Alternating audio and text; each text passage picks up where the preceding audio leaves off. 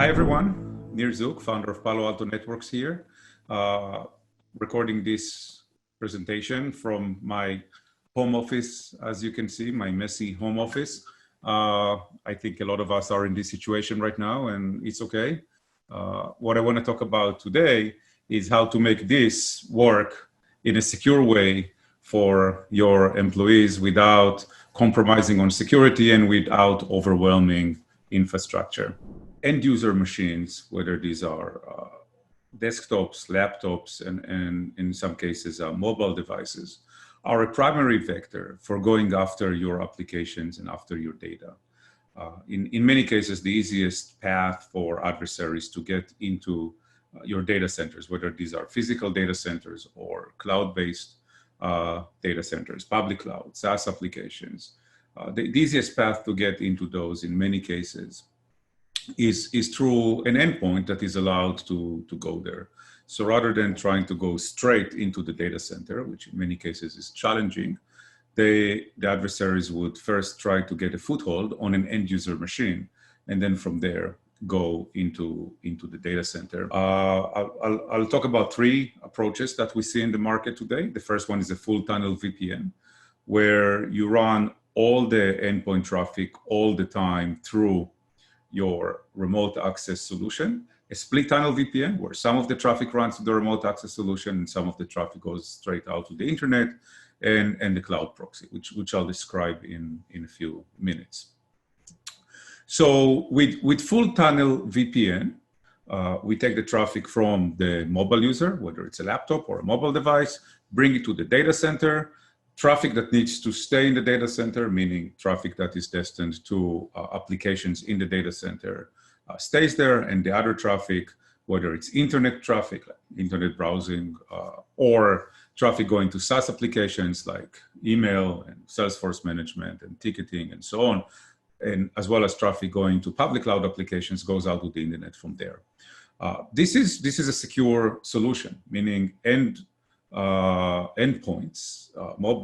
the end user devices are as secure in this use case as if they were on premise, because all the traffic goes all the time through your entire security stack, which is sitting in the data center, and whether the machine is on premise or not. Now, of course, in some cases, users are allowed to turn off the full tunnel VPN and only use it when they need to access applications. In other cases, they just go straight out to the internet, and that is insecure, because when they go out straight to the internet, their endpoints are not protected by your entire security stack, which means that they're vulnerable, they'll get infected or owned at that point, and then when they connect to the VPN, the attack will continue, and the attacker will now be able to get into the data center riding the VPN connection. And of course, in terms of scalability, the challenge that a lot of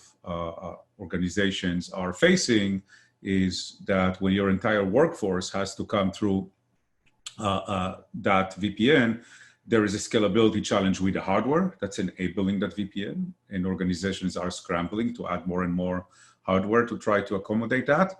And there is even a bigger challenge with the internet connection, meaning if you have now thousands, tens of thousands, and we've seen hundreds of thousands of users connecting 24/7 through your data centers, the internet link of that data center to the internet now needs to have enough capacity to receive all that traffic, plus, of course, the other traffic that comes in naturally from the internet, like customer traffic.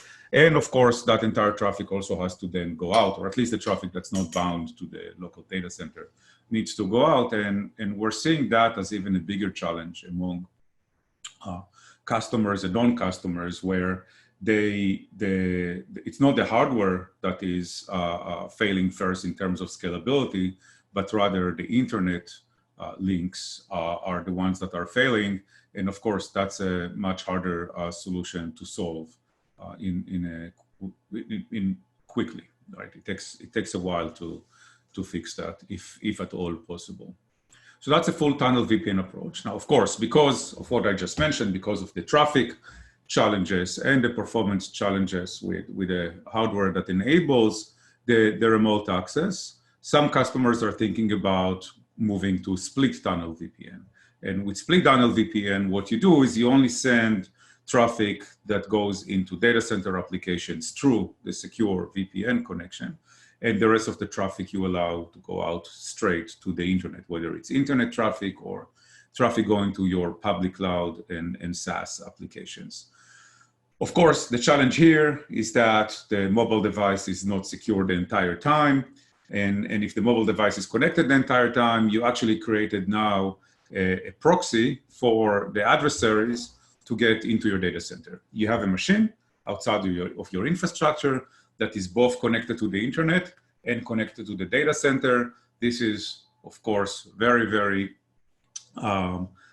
dangerous and very lucrative for an adversary that's trying to get into your data center. I strongly recommend against using split tunnels. It's the worst thing you can do. It's much worse, of course, than running all the traffic through the data center, and it's much worse than not allowing traffic into the data center at all. It's the most insecure way of insecure way of doing it.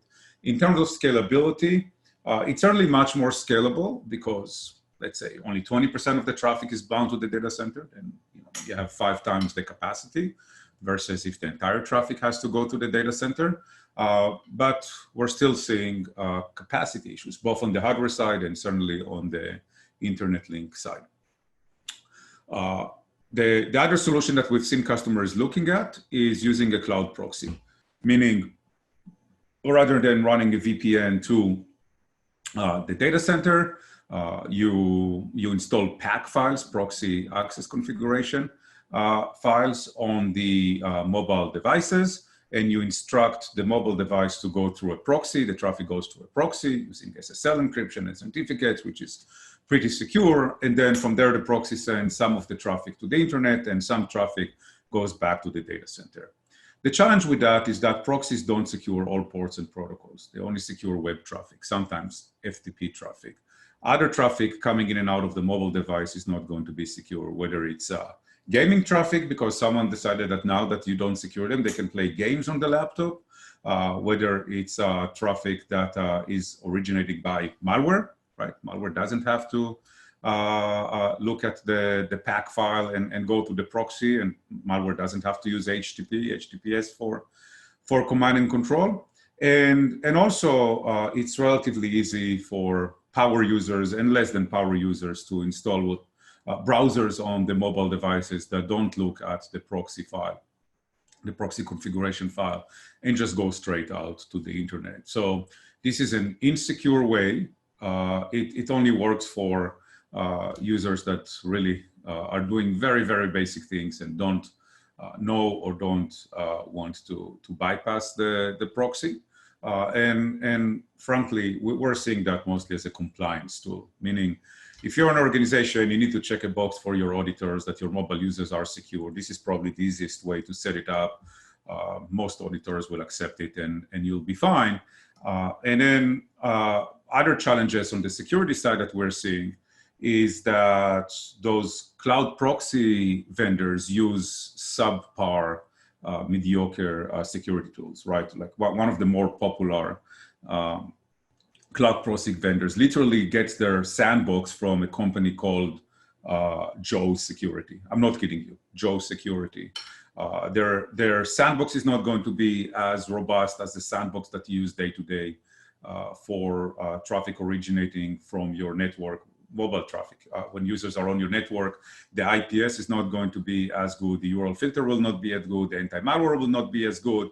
It's not going to hook up to your IoT security apparatus. It's not going to hook up to your behavior analytics or network traffic analysis apparatus, and so on. It's mediocre security. Again, it's a checkbox. It's a compliance tool. And we're also seeing customers, despite promises from those proxy vendors, hitting serious scalability challenges. A lot of these proxies, to save cost, are implemented in multi-tenant way with multi-tenant architectures, and they're just crumbling. We're seeing traffic of one customer one customer, sorry, being affected by traffic of other customers, and latencies are going up. And when we get called in on a Friday to fix that issue, and by Wednesday of the following week, we have tens of thousands of users up and running on our solution, which I'll describe in a second, we're seeing users having goodbye proxy parties. That's how bad these proxies can be. So what can we do? What can we do to secure? So at Palo Alto Networks, a few years ago, we created a cloud-native solution called Prisma Access, where Prisma Access is a cloud-delivered solution that is based on a true firewall. It's a single-tenant architecture. It secures all ports and all protocols. Of course, it secures all applications. And given that it's using Palo Alto Network Security, which is considered best of breed across everything that we do, that's how we've become the number one cybersecurity vendor in the world. It provides at least the same level of security that you would get if these users were on-premise. So whether the users are on-premise and their traffic goes out to the internet to your traditional security stack, or whether they are mobile users and it goes to Prisma Access, the security is the same. And maybe to double click a little bit into Prisma Access and explain what Prisma Access is, at the core, Prisma Access is a worldwide network. It's a private network, right? It's an IPVPN, it's a private network. It has Palo Alto Networks' full security capabilities embedded in it. So our next generation firewall with all the different subscription services, the different functions that it does, as well as our CASB called Prisma SaaS deployed in there. And you can choose what kind of security to apply to which traffic. In general, that solution applies to branch offices, which connect to Prisma Access via SD-WAN or IPsec, and it applies to partners that connect to the solution via IPsec or clientless VPN. For remote workforce, most of our customers would connect with our mobile device VPN client, which runs on iOS, Apple iOS, Android, Chrome OS, and of course, Windows, Mac OS, Linux. And from there, on that private network, once it goes to the full Palo Alto Networks inspection capabilities, the traffic is routed to its destination with SLAs. So you get SLAs that are very similar to the SLAs that you get with the MPLS. The SLAs are in the low tens of milliseconds in many cases. The SLAs are given to most popular SaaS applications, public clouds, and with the exception of the last mile going into your headquarter and data center applications, we provide SLAs around that. To get onto the network, we have more than 100 POPs, 100 locations around the world. In terms of capacity, we have virtually unlimited network capacity. We are using the #1 network in the world, which is Google's network. Google has two networks. They have the regular network and their premium network. We are one of the few that are using the premium network. So there is virtually unlimited capacity in terms of being able to accept those connections and deliver packets to their destination. You don't depend on internet congestions because, again, this is all running on a private network. It's a single tenant solution, so you don't get affected by other tenants, not from a performance perspective and not from a security perspective. And the scalability, of course, works by automatically. We take care of all of that by adding or removing capacity as required, right? So if users move around, or if all of a sudden we get a surge of thousands or tens of thousands of users, we will auto scale the solution. And then when users move to other locations or turn off the computers or whatever, we will scale back. Of course, we don't charge for that. It's all included in the service, and we are responsible for running the infrastructure. You're responsible for pushing policies. We We even allow mixing and matching between this cloud-delivered solution, Prisma Access, and our traditional remote access VPN solution called Global Protect.